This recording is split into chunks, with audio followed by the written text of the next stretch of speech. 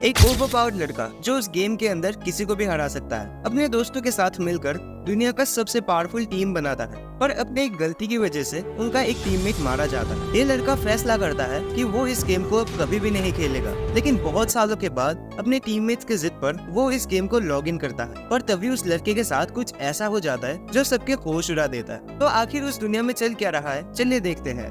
कहानी की शुरुआत में हम एक लड़की को देखते हैं जो ये चेक कर रही थी कि आज उन्हें कौन सा क्वेस्ट मिला है। तभी उनका एक दोस्त देखता है कि कोई टीम कैलेमिटी मॉन्स्टर क्वेस्ट को कंप्लीट करने वाला है। ये सुनकर वो दोनों शॉक्ड रह जाते हैं। असल में दोस्तों, ये उस गेम का सबसे मुश्किल क्वेस्ट है जिसको आज तक बस एक ही टीम कंप्लीट कर पाए हैं, और उस टीम के ऑलमोस्ट आधे से ज्यादा मेंबर्स इस दौरान मारे गए थे, और तब से इस क्वेस्ट को कोई हाथ भी नहीं लगाता। वो लड़की जानना चाहती थी कि कौन इतना पागल है जो इस क्वेस्ट को कर रहा है। दोस्तों, हमें पता चलता है कि इस टीम का नाम है सुबारू, जहाँ के मेंबर्स बहुत ज्यादा पावरफुल है। उनका लीडर अपने यूनिक स्किल्स को यूज करके किसी भी एनिमी को हरा सकता है, और यही लीडर इस एनिमी का मेन कैरेक्टर होता है। उनका वाइस लीडर भी एक जीनियस है। उनके पास एक जादूगरनी भी है जिसको क्वीन ऑफ एलिमेंटल्स नाम से जाना जाता है, लेकिन उनमें से एक टीममेट के पास फ्यूचर देखने वाली एबिलिटी है जो बहुत ज्यादा रेयर होती है। अब हम आसाही को देखते हैं जो अपने लीडर हारुतो को एक नए क्वेस्ट के बारे में बता रही होती है। उनका वाइस लीडर तकानोरी उन्हें समझाता है कि इस क्वेस्ट का नाम है मिस्ट्री ऑफ डार्कनेस, जो अभी नया नया बना है। आसाही इस क्वेस्ट को कंप्लीट करना चाहती है क्योंकि अभी तक कोई भी टीम उसे कंप्लीट नहीं कर पाया है। क्लाइव बताता है कि ऐसे छोटे मोटे क्वेस्ट बच्चे कंप्लीट करते हैं। सात्सुकी बोलती है कि ये कोई बच्चों का क्वेस्ट नहीं है। इस क्वेस्ट में जो फाइनल बॉस है वो काफी ज्यादा ताकतवर है, इसलिए कोई भी टीम अभी तक इस क्वेस्ट को कंप्लीट नहीं कर पाया है। हारुतो बहुत ज्यादा एक्साइटेड हो जाता है और इस क्वेस्ट को कंप्लीट करने का फैसला करता है। सभी लोग हारुतो की बात मान लेते हैं। तभी हम देखते हैं कि सात्सुकी हारुतो के लिए एक रिंग लेकर आई है। सात्सुकी उस रिंग को अब यूज नहीं करती, इसलिए हारुतो के लिए वो एक प्रेजेंट है। क्लाइव उन दोनों को चिढ़ाने लगता है, इसलिए सात्सुकी ब्लश करने लगती है। आसाही चाहती है कि वो लोग हमेशा के लिए ऐसे ही अच्छे दोस्त बने रहे, पर क्लाइव चाहकर भी उनसे असली दुनिया में नहीं मिल सकता क्योंकि असली जिंदगी में क्लाइव किसी दूसरे देश में रहता है, इसलिए वो इन पांचों से मिलने नहीं आ सकता। अगले सीन में हम देखते हैं कि एक जंगल में आसाही हारुतो को कुछ बता रही होती है और सात्सुकी चुपके से उनकी बातें सुन रही होती है। आसाही अपनी रिंग को निकाल के हारुतो को दे देती है और उसे कुछ ऐसी बात बताती है जिसे सुनकर हारुतो और सात्सुकी दोनों शॉक रह जाते हैं। और दोस्तों, ये बात आखिर थी क्या, वो हमें आगे कहानी में पता चलेगा। अगले सीन में हम देखते हैं कि वो सभी लोग उस नए क्वेस्ट को कंप्लीट करने के लिए एक डंजन के अंदर जाते हैं। उनके सामने आए हर एक मॉन्स्टर्स को वो लोग इजीली हरा देते हैं और ऐसे ऐसे वो लोग फाइनल स्टेज पर पहुंच जाते हैं। सभी लोग आसाही की तारीफ कर रहे होते हैं क्योंकि उसी की वजह से वो लोग इतनी आसानी से इस डंजन के एंड तक आ पाए हैं। क्योंकि आपको तो पता ही है कि आसाही अपने एबिलिटी से फ्यूचर देख सकती है, तो आसाही पहले ही अपनी टीममेट्स को हर खतरे के बारे में बता देती है। तभी हम देखते हैं कि उनका सामना उस डंजन के बॉस से हो जाता है। वो सभी लोग मिलकर उस पर हमला करना शुरू करते हैं, पर उस बॉस को एक खरोच तक नहीं आती। असल में दोस्तों, उस बॉस की रीजेनरेटिव पावर हद से ज्यादा पावरफुल है। उस पर हमला होते ही वो तुरंत खुद को हील कर लेता है, इसलिए उनका कोई भी अटैक उस बॉस पर काम नहीं कर रहा था। हारुतो ओवर कॉन्फिडेंट हो जाता है और उस बॉस को मारने के लिए आगे बढ़ता है, लेकिन हम देखते हैं कि वो बॉस नोजोमी पर अपने तलवारों से हमला कर देता है। हारुतो किसी तरह नोजोमी को बचा लेता है, पर एक तलवार हारुतो को लग जाती है और वो घायल हो जाता है। इसी मौके का फायदा उठाकर वो बॉस हारुतो के ऊपर अपनी लेजर बीम से अटैक करता है। हारुतो अपनी जगह से हिल नहीं पाता, लेकिन दोस्तों तभी वहाँ पर आसाही आ जाती है और उस लेजर बीम को अपने ऊपर ले लेती है। वो लेजर आसाही को पार करके निकल जाती है और आसाही की मौत हो जाती है। वहाँ देख रही किसी को भी अपनी आंखों पर यकीन नहीं होता। आसाही को गायब होता देख सभी लोग शॉक रह जाते हैं। और दोस्तों,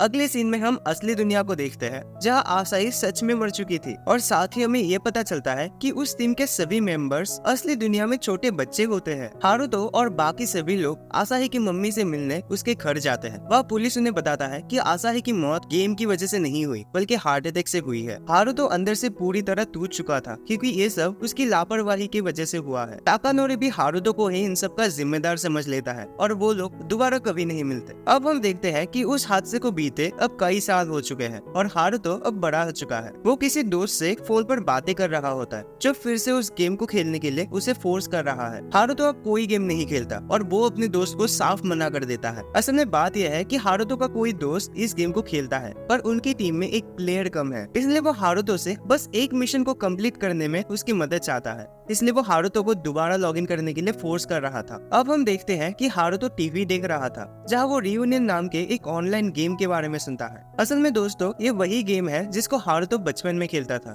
पर आपको तो पता ही है कि आसाही के हादसे के बाद हारुतो ने इस गेम को आज तक टच भी नहीं किया। तो ये वही गेम है जिसको अब थोड़ा सा अपडेट किया गया है और अब इस गेम का नाम है रियूनियन। लेकिन इस बार एक ट्विस्ट है, अब इस गेम को सभी लोग नहीं खेल सकते, सिर्फ वही लोग इस गेम को खेल सकते हैं जिसके पास कुछ स्पेशल एबिलिटीज हो जिन्हें हम सेंस कहते हैं। ये सारी बातें हारुतो को फ्रस्ट्रेट कर देता है, लेकिन तभी वो दोस्त फिर से एक बार हारुतो को लॉगिन करने के लिए फोर्स करता है। वो हारुतो से रिक्वेस्ट करता है कि बस एक बार वो उन्हें उस मिशन को पार करवा दे, उसके बाद वो कभी भी उसे खेलने के लिए नहीं कहेगा। तो इतना जिद करने के बाद अब हम देखते हैं कि हारुतो करीब 6 सालों के बाद फिर से इस गेम को लॉगिन करने का फैसला करता है। तो फाइनली वो उस गेम के अंदर पहुंच जाता है जहाँ वो दोस्त उसके लिए वेट कर रहा था। हारुतो बिना कोई टाइम वेस्ट के उन्हें डंजन के अंदर लेके जाता है। वो बस जल्द से जल्द इस मिशन को कंप्लीट करके वापस घर जाना चाहता है। तभी कुछ मॉन्स्टर्स उन पर अटैक कर देते हैं पर हारुतो उन्हें इजीली हरा देता है। पर तभी हम देखते हैं कि उस डंजन की दीवारें बदल रही थी। हारुतो को लगा कि क्योंकि अब इस गेम को अपडेट किया गया है तो शायद ये गेम का ही पार्ट होगा।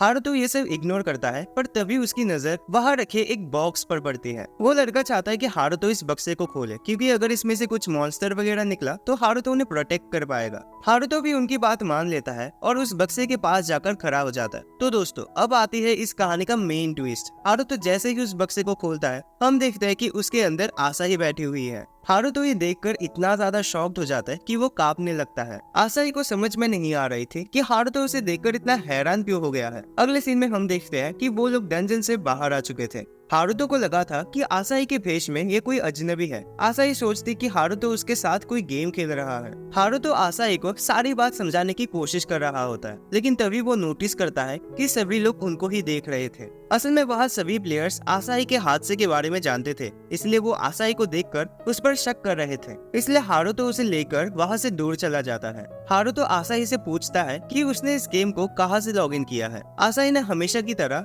अपने रूम से लॉगिन किया होता है। हारुतो जानना चाहता है कि आसाही इतने सालों तक कहाँ पे थी। आसाही कंफ्यूज हो जाते क्योंकि उसने कल ही तो उनके साथ गेम खेला था। हारुतो को खुद समझ नहीं आ रहा था कि ये लड़की आसाही कैसे हो सकती है, उसकी तो 6 साल पहले मौत हो चुकी थी। हारुतो बोलता है आसाही जरा बताना तो ये कौन सा साल है। आसाही नॉर्मली जवाब देते कि ये 2034 है, पर दोस्तों असल में वहाँ 2040 चल रहा था। आसाही को लगा कि हारुतो उसके साथ मजाक कर रहा है, तो हारुतो उसे प्रूफ करने के लिए अपना लॉगिन स्क्रीन खोलकर दिखा देता है। आसाही सोचते कि शायद ये कोई गेम का बग होगा और अगर वो एक बार लॉग आउट करके फिर से लॉगिन करे तो शायद ये ठीक हो जाएगा। पर दोस्तों आसाही के पास तो लॉग आउट करने का ऑप्शन था ही नहीं। आसाही फिर से सोचते हैं कि ये सिर्फ एक बग होगा और थोड़ी देर में अपने आप ठीक हो जाएगा। तभी हारुतो दिखा देता है कि वो कितने आसानी से लॉग आउट कर सकता है और ये सब देखकर आसाही थोड़ी सी परेशान तो हो जाती है। पर आसाही जानना चाहती थी कि बाकी के मेंबर्स का क्या हुआ, उन्होंने भी कल से लॉगिन नहीं किया। असल में दोस्तों हारुतो के साथ साथ उनके बाकी के टीम मेंबर्स भी इस गेम को खेलना बंद कर दिया था और आज तक इसे एक बार भी लॉगिन नहीं किया होता है। पर आसाही के लिए ये तो बस कल की ही बात है। हारुतो समझाता है कि अब उनके बीच पहले जैसा कुछ भी नहीं रहा। इन 6 सालों में उनके बीच काफी कुछ हो गया है और इसीलिए वो अब सब लोग अलग अलग हो चुके हैं। आसाही को लगा कि हारुतो ने सुबह सुबह नशा किया है और कुछ भी अनाप शनाप बक रहा है। तभी हम देखते हैं कि वहाँ कुछ लोग आके हारुतो और आसाही को घेर लेते हैं। असल में ये बंदा हारुतो का पुराना दुश्मन होता है। वो आसाही को देखकर समझ जाता है कि उसकी मरने की खबर झूठी थी।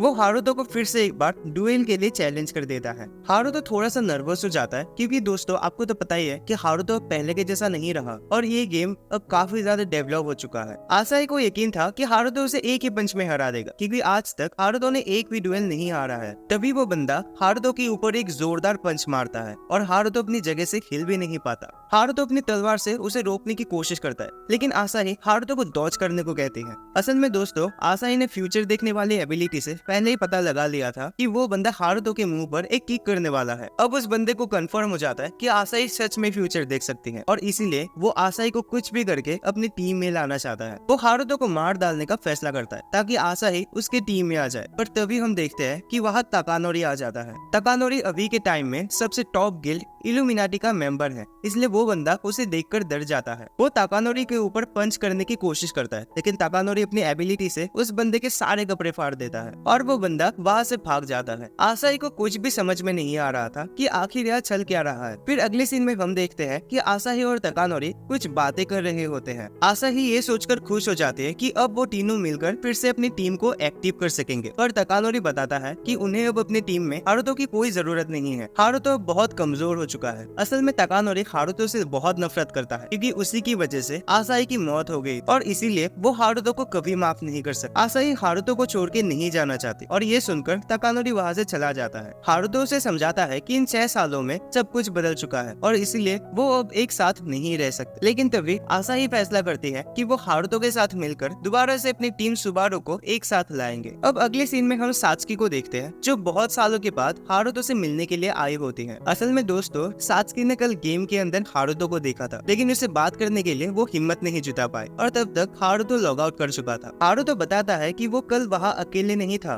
उसके साथ आसाही थी और वहाँ जो कुछ भी हुआ वो सात्सुकी को समझाने लगता है और ऐसे ही वो दोनों कुछ बातें करते हैं और सात्सुकी वहाँ से चली जाती है। अब आगे हम देखते हैं कि सात्सुकी गेम के अंदर किसी के लिए वेट कर रही थी। फिर हमें पता चलता है कि आसाही हारुतो के साथ वहाँ उससे मिलने के लिए आती है। सात्सुकी अपने आंखों पर यकीन नहीं कर पाती कि ये सच में आसाही है। वो आसाही को देखकर इतनी ज्यादा फ्रस्ट्रेटेड हो गई थी कि वो उसे सारी बातें बताने लगती है कि कैसे उनके मिशन के दौरान आसाही की मौत हो गई थी और कैसे हर साल आसाही की ग्रेव पे जाके वो उसके लिए दुआ मांगती थी। आसाही को अभी भी लगता है कि हारुतो और सात्सुकी मिलकर उसके साथ प्रैंक कर रहे हैं। सात्सुकी पूछती है कि अगर ये सब झूठ है तो वो इतने सालों तक कहाँ थी और अब वो इस गेम को लॉग आउट क्यों नहीं कर पा रही है। पर दोस्तों, आपको तो पता ही है कि आसाही इसीलिए लॉग आउट नहीं कर पा रही है क्योंकि असली जिंदगी में उसकी कोई बॉडी है ही नहीं जहाँ वो लौट सकती है। सात्सुकी दोबारा से सारी चीजों को दोहराना नहीं चाहती। वो सोचती है कि अभी के लिए आसाही सिर्फ एक बग है और कभी भी गायब हो सकती है, इसलिए वो आसाही के साथ अब कोई रिश्ता नहीं रखना चाहती क्योंकि वो 6 साल उनके लिए बहुत तकलीफ भरे रहे। तभी हम देखते हैं कि कोई उन पर हमला कर देता है, जिसे हारुतो इजीली रोक लेता है और हमें पता चलता है कि दूसरे गिल्ड के मेंबर उन्हें घेर लेते हैं। असल में उन्हें भी आसाही की पावर चाहिए थी, इसलिए वो हारुतो को मारने के लिए वहाँ आते हैं। सात्सुकी अपने पावर से उन सभी को चुटकियों में हरा देती है क्योंकि सात्सुकी इन 6 सालों में बहुत ज्यादा पावरफुल हो चुकी थी। वो अब सभी के सभी एलिमेंटल्स एक साथ यूज कर सकते हैं। सिर्फ हारुतो ही पहले जैसा रह जाता है क्योंकि इतने सालों तक उसने इस गेम को टच भी नहीं किया होता है। तभी हम लाइटनिंग गिल्ड के लीडर को देखते हैं और हमें पता चलता है कि वो लोग भी आसाही के पीछे पड़े हुए हैं। लेकिन ताकानोरी वहाँ आ जाता है और उस लीडर को समझाता है कि अगर उसने आसाही को हाथ भी लगा तो वो उनमें से किसी को भी नहीं छोड़ेगा। अब आसाही हारुतो और सात्सुकी के साथ अपने पुराने गिल्ड में आ चुकी थी।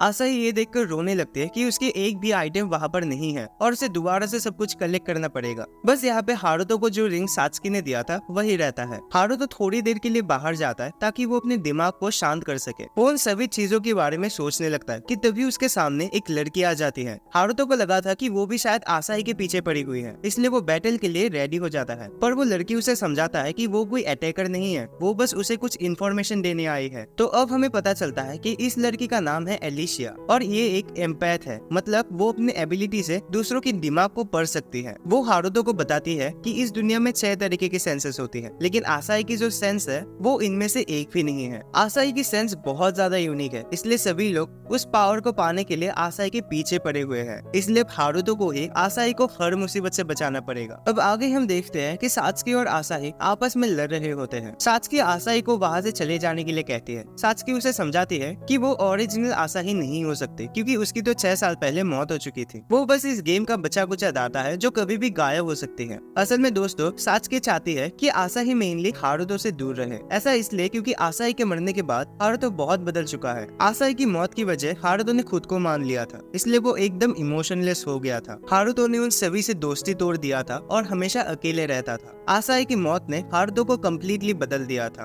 पर आसाही को कुछ भी समझ में नहीं आता। आसाही सोचते कि वो तो मरी ही नहीं, वो अभी भी उनके सामने खड़ी है और वो भी बिल्कुल जिंदा। वो तो गेम का कुछ बग चल रहा है, इसलिए वो लॉग आउट नहीं कर पा रही। पर सात्सुकी फिर भी उस पर यकीन नहीं करती और ऐसे ऐसे वो लोग लड़ने लगते हैं। तभी हारुतो वहाँ पर आकर उन्हें शांत करता है। उनकी लड़ाई झगड़े की वजह से हारुतो का दिमाग खराब हो चुका था, इसलिए वो वहाँ से लॉग आउट कर लेता है। अब अगले सीन में हम देखते हैं कि सात्सुकी हारुतो से मिलने के लिए उसके घर आती है, लेकिन बारिश की वजह से वो पूरी तरह भीग चुकी थी। हारुतो उसे अंदर बुलाता है और उसे एक टॉवेल देता है। वो हारुतो से कल के लिए माफी मांगती है। असल में दोस्तों, सात्सुकी नहीं चाहती कि हारुतो फिर से इन सब में पड़े। हारुतो वैसे ही बहुत कुछ झेल चुका है, इसलिए वो आसाही को उससे दूर रखना चाहती है। साथ सात्सुकी इस बात को बिल्कुल मान नहीं सकती कि आसाही अभी भी जिंदा है, क्योंकि अगर ऐसा होता तो असली जिंदगी में कभी ना कभी वो जरूर मिलते। इसके बाद सात्सुकी हारुतो को एक रिंग दिखाती है और उसे पूछती है कि क्या हारुतो को वो प्रॉमिस याद है जो उसने आसाही से किया था। हारुतो उस रिंग को गौर से देखता है और तभी उसे कुछ याद आता है। वो भाग के आसाही के ग्रेव पर जाता है और वहाँ से एक रिंग खोद के निकालता है। हारुतो को वो वादा तो याद नहीं है, लेकिन वो बताता है कि आसाही असली जिंदगी में भी उसके साथ रिंग एक्सचेंज करना चाहती थी, पर उन्हें वो करने का मौका ही नहीं मिला। और इसीलिए हारुतो फैसला करता है कि चाहे कुछ भी हो जाए वो इस बार आसाही को बिल्कुल भी अकेला नहीं छोड़ेगा। अब हम देखते हैं कि हारुतो और आसाही गेम के अंदर कुछ मॉन्स्टर से फाइट कर रहे थे।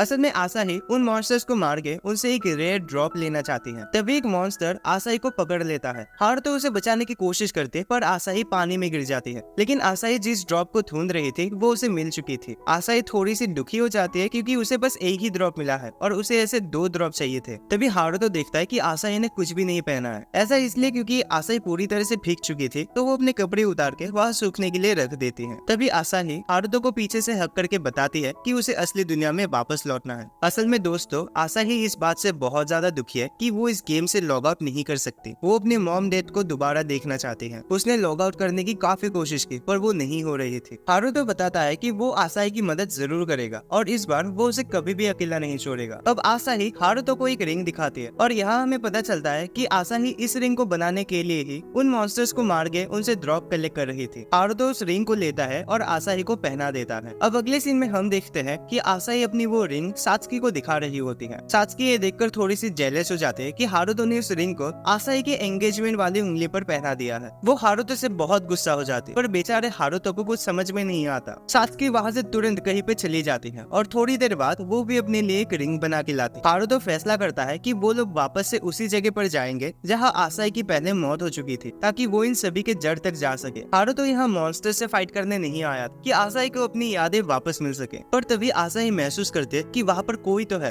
हारुतो और सात्सुकी किसी को नोटिस तो नहीं करते, पर आसाही की बात सुनकर वो लोग सतर्क हो जाते हैं। तभी हारुतो वहाँ एलिशिया को देखता है जो उस डंजन के बॉस को समन कर देती है। ये वही बॉस होता है जिसने 6 साल पहले आसाही को मार दिया था। हारुतो उन दोनों को लेके वहाँ से भागने का प्लान करता है, पर वो बॉस उस दरवाजे को ही ब्लॉक कर देता है। आसाही को अभी भी कुछ गड़बड़ लग रही थी क्योंकि पहले उस बॉस की आंखें लाल नहीं हुआ करती थी। अब उन तीनों के पास फाइट करने के अलावा और कोई रास्ता नहीं है। सात्सुकी अपने सभी एलिमेंटल्स को यूज करके उस बॉस पर अटैक करती है, पर उसका कोई भी असर नहीं होता। तभी सात्सुकी का पैर पैरालाइज हो जाता है और वो चल नहीं पाती। वो बॉस उस पर अटैक करने आता है, लेकिन हारुतो उसे बचा लेता है, पर वो इतना ज्यादा पावरफुल होता है कि वो हारुतो को कहीं दूर फेंक देता है। आसाही उस बॉस का ध्यान अपने ऊपर कर लेती है ताकि सात्सुकी की जान बच जाए। हारुतो आसाही को वहाँ से भागने के लिए बता रहा होता है, पर आसाही किसी तरह उस बॉस को थोड़ी देर के लिए रोक लेती है, लेकिन तब तक वो बॉस उसे घायल कर देता है। हारुतो बहुत परेशान हो जाता है क्योंकि वो दोबारा से आसाही को नहीं खोना चाहता। तभी वो जमीन पे पड़े हुए अपने रिंग को देखता है और उसे वो सभी पुरानी बातें याद आने लगती है। हारुतो उस रिंग को उठाता है और सोचता है कि 6 साल पहले उसने आसाही से किया हुआ वादा निभा नहीं सका, लेकिन इस बार वो ऐसा नहीं होने देगा। और तभी हम देखते हैं कि हारुतो की पावर काफी ज्यादा बढ़ने लगती है और अगले ही पल में वो अपने तलवार से उस बॉस का हाथ काट देता है। आसाही भी अपने फ्यूचर देखने वाली एबिलिटी से हारुतो को पहले ही बता देता है कि उस बॉस का अगला अटैक क्या होने वाला है, और हारुतो अपनी फाइटिंग एबिलिटी से उस बॉस की धज्जियां उड़ा देता है और फाइनली वो लोग उस बॉस को हराने में सक्सेसफुल होते हैं। अब अगले सीन में हम देखते हैं कि वो लोग उस डंजन से बाहर आ जाते हैं। आसाही सोचती है कि अब बस उन्हें बाकी के टीम मेंबर्स को एक साथ लाना होगा, पर वो नहीं जानती कि उन्हें कांटेक्ट कैसे करना है। तभी सात्सुकी आसाही के कॉलर पे एक लाल कलर की चीज नोटिस करती है। आसाही को लगा था कि वो शायद उस बॉस से गिरा हुआ एक ड्रॉप होगा, पर जैसे ही आसाही उस चीज को गौर से देखती है वो बेहोश हो जाती है और हमें एक ब्लडी टाइप का विजन दिखाया जाता है। आसाही को लगा कि शायद उन 6 सालों में उसके साथ जो कुछ भी हुआ ये उसका एक विजन है। हारुतो और सात्सुकी भी कंफ्यूज हो गए थे कि आखिर ये विजन था क्या। अब अगले सीन में हम देखते हैं कि वो तीनों आसाही के कमरे में थोड़ा सा रेस्ट कर रहे थे। हारुतो सोचता है कि शायद वो विजन आसाही को इस गेम से लॉग आउट करवाने का कोई हिंट हो सकता है। सात्सुकी भी इस बात से सहमत थे, पर फिर भी वो लोग बिल्कुल भी आइडिया लगा नहीं पा रहे थे। आसाही सोचते कि सबसे पहले उन्हें अपनी टीम को फिर से फॉर्म करने में ध्यान देना चाहिए, क्योंकि तब सभी लोग मिलकर इस प्रॉब्लम को इजीली सॉल्व कर सकेंगे। अब हमें पता चलता है कि सात्सुकी किसी ऐसे बंदे को जानते हैं जो उन्हें उनकी टीममेट्स के बारे में बता सकता है, और इसीलिए वो लोग उसे मिलने के लिए जा रहे होते हैं। पर तभी उनके सामने कोई दूसरे गिल के मेंबर्स आ जाते हैं और उन्हें चारों तरफ से घेर लेते हैं। असल में दोस्तों, वो लोग यहाँ आसाही के लिए आए थे। उनका लीडर लेटोस चाहता है कि हारुतो चुपचाप आसाही को उनके हवाले कर दे, लेकिन तभी हम देखते हैं कि ब्रिल सोसाइटी नाम का एक गिल भी वहाँ पर आ जाता है, जिसके लीडर का नाम है एंजेलस। लेटोस जानता जानता है कि एंजेलस की टीम बहुत ज्यादा पावरफुल है, इसलिए वो उनसे बेमतलब की लड़ाई नहीं करना चाहता और वहाँ से चला जाता है। अब हम देखते हैं कि एंजेलस हारुतो को अपनी टीम में आने के लिए कहता है। वो हारुतो को समझाता है कि अगर वो लोग उसके टीम में रहे तो उनके साथ साथ आसाही भी बिल्कुल सुरक्षित रहेंगी, लेकिन आसाही किसी दूसरे टीम में नहीं जाना चाहती। वो अपने सुबारू टीम में ही रहना चाहते हैं और इसीलिए वो एंजेलस की इस ऑफर को मना कर देती है। एंजेलस भी उन्हें ज्यादा फोर्स नहीं करता और वहाँ से चला जाता है, पर जाते समय वो हारुतो को एक वार्निंग देता है कि अगर उनकी वजह से इस दुनिया में कुछ भी प्रॉब्लम हुई तो एंजेलस उन्हें मारने के लिए अपनी पूरी ताकत लगा देगा। अब अगली सीन में हम देखते हैं कि सात्सुकी हारुतो के लिए वेट कर रही होती है। असल में हारुतो ने सात्सुकी को अपने साथ शॉपिंग के लिए बुलाया होता है। वो लोग एक इलेक्ट्रॉनिक की दुकान पे जाते हैं जहाँ हारुतो को एक नया गेम सेटअप खरीदना था।